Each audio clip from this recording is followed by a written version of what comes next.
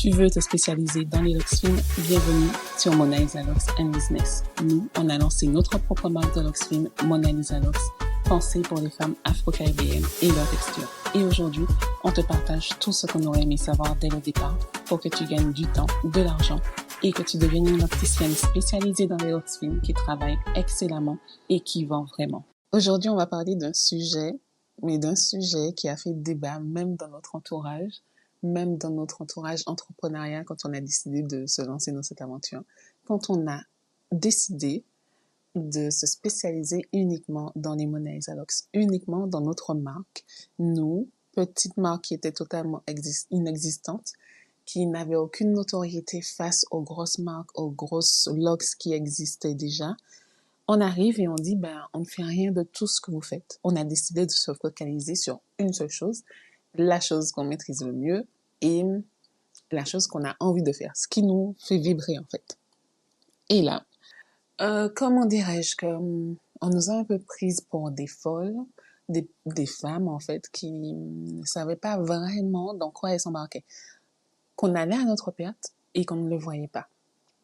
Alors je t'explique un petit peu pourquoi ces personnes ont eu ce raisonnement, ce que je peux comprendre. Ce qui s'est passé, c'est qu'au départ, on faisait un autre type de locks. Un autre type, mais c'était toujours le même. Aucune variation. On avait vraiment décidé de se spécialiser dans les locks fines et on ne faisait que ça. C'est ce qu'on trouvait joli, c'est là que notre expertise était. On avait besoin d'absolument rien d'autre. Donc même à ce moment-là, on avait déjà choisi de se positionner et de rester sur ce qu'on sait faire le mieux. Rien d'autre. Maintenant, on a compris par la suite, après qu'on ait décidé de se former un peu plus sur le marketing et dans le cadre de notre projet d'entrepreneuriat, et on a compris en fait que se spécialiser, c'est rentrer dans une niche en fait, une niche qui fait que tu deviens excellente dans ce que tu fais, tu deviens une espèce de référence là où tu es et ça te permet d'activer certains leviers pour pouvoir pousser ton business. Parce que même si on ne le dit pas, l'erreur que font la majorité, je vais pas dire la majorité, certaines locticiennes, c'est de choisir de vouloir proposer tout type de locks pour pouvoir répondre aux besoins d'une clientèle aussi large que possible. Ou alors, si c'est une petite clientèle, pouvoir répondre à tous leurs besoins en matière de locks. Je comprends totalement cette stratégie. Je la comprends même si ce n'est pas celle qu'on a choisi d'appliquer nous dans notre business. Parce que nous, ce qu'on s'est dit, c'est qu'à vouloir tout faire, à vouloir tout maîtriser, on ne pourra jamais le faire de manière excellente, de manière tellement bonne, tellement précise et d'une telle qualité qu'on nous verrait, nous, comme une référence. Et du coup, à tout vouloir faire, au lieu de donner une qualité qui soit supérieure, ce que ça donne, c'est que tu donnes une qualité qui est moyenne, mais dans à peu près tout. À vouloir tout faire, c'est vraiment le moyen le plus rapide de se perdre dans la masse.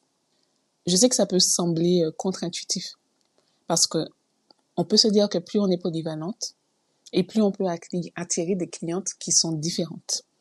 Mais du coup, est-ce que tu as déjà vu une experte qui est reconnue être bonne dans absolument tous les domaines de son milieu? Ou est-ce que son expertise est tellement reconnue sur un sujet que sur ce sujet-là, elle attire tout le monde, toutes les personnes en tout cas intéressées par ce sujet-là, qu'on est prêt à lui payer, on est prêt à lui donner la valeur de son expertise. Alors, si tu te demandes, peut-être, mais si moi je ne fais pas comme ça, est-ce que je vais attirer suffisamment de clientes? Est-ce que je vais pouvoir garder d'éventuelles opportunités? Est-ce que je vais pas les perdre tout simplement en leur disant, moi je ne fais pas ça? Et à ces questions-là que je comprends totalement, le mot qui me vient en tête directement, c'est la spécialisation. Rien que ce mot, ça intrigue. Tout de suite, on demande spécialisé en quoi? Mais qu'est-ce que ça signifie réellement dans notre domaine, dans le domaine des locks, et pourquoi certaines locticiennes qui sont spécialisées semblent attirer beaucoup plus de clientes que celles qui proposent une large gamme de produits? J'allais dire tout et n'importe quoi, mais là n'est pas la question. C'est juste qu'elle propose une grande palette de produits, de services.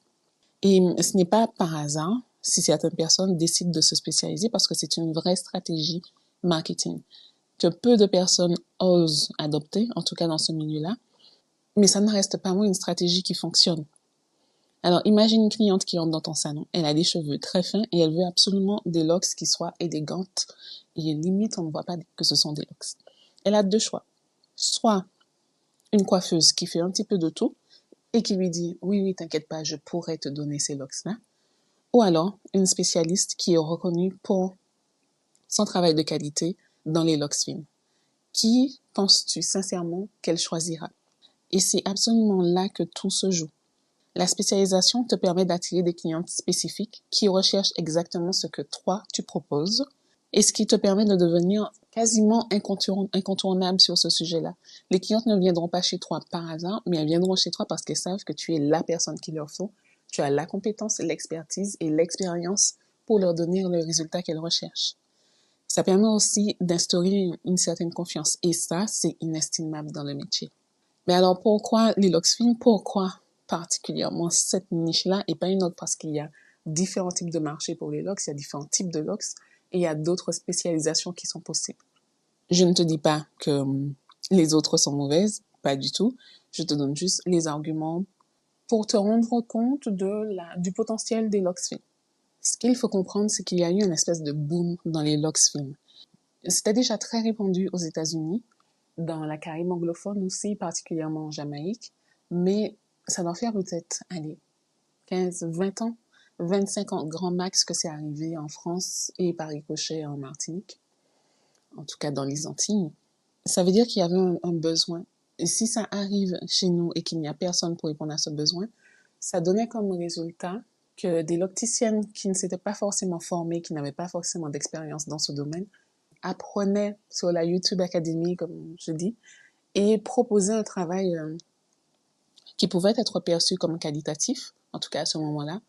Et puis, au fur et à mesure du temps, quand d'autres personnes formées arrivent et on se rend compte que le travail qui avait été fourni auparavant n'était pas top niveau qualité. Donc, je te disais ça tout simplement parce que c'est quelque chose qui est nouveau, mais ça ne veut pas dire que c'est quelque chose qui va disparaître. Ça répond à un réel besoin et c'est d'ailleurs pour ça que ça prend de plus en plus d'ampleur.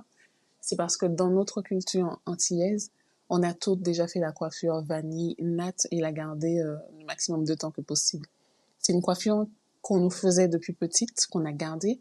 D'ailleurs, je pense qu'on le fait même pour nos enfants. En tout cas, moi, c'est le cas. Donc, c'est ancré dans nos habitudes. Et les locks fines donnent exactement ce même rendu, mais avec beaucoup moins d'entretien, avec une liberté au quotidien qu'il n'y a pas quand tu te fais des vanilles ou des tresses ou des nattes. Donc, ça a créé un boom.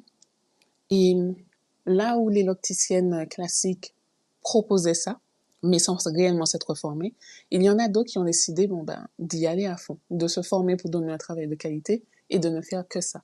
Et là, ça a créé une niche. Parce que se spécialiser, ce n'est pas seulement une stratégie, c'est vraiment une transformation.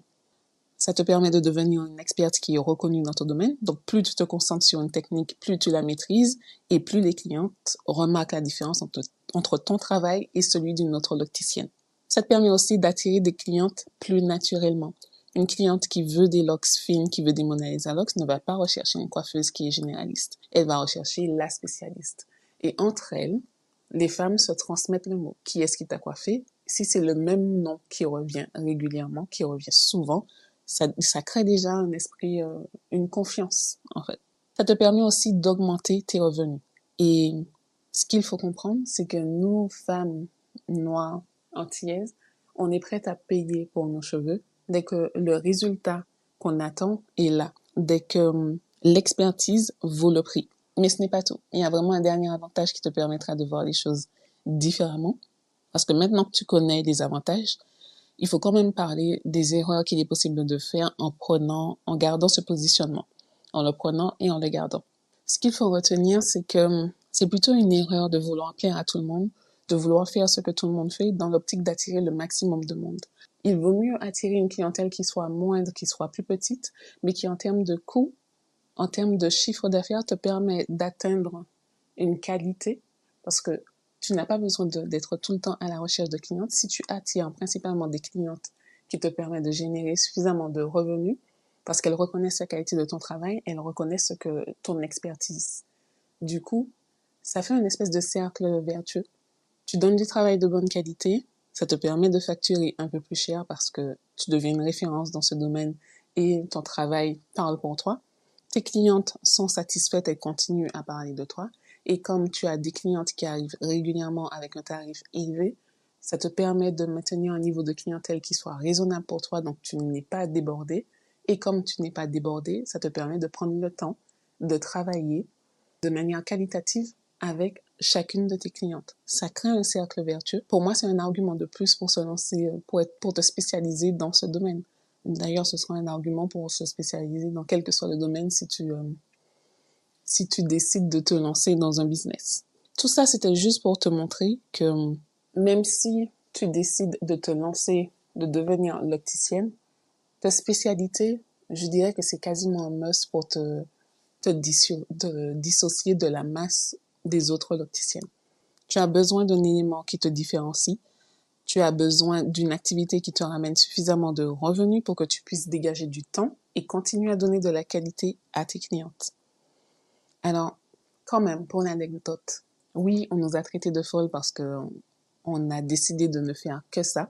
Et même en recevant d'autres demandes, eh bien, on les refusait. Et ça ne voulait pas dire qu'à ce moment-là, on gagnait déjà de l'argent avec notre activité, mais on savait là où on voulait aller.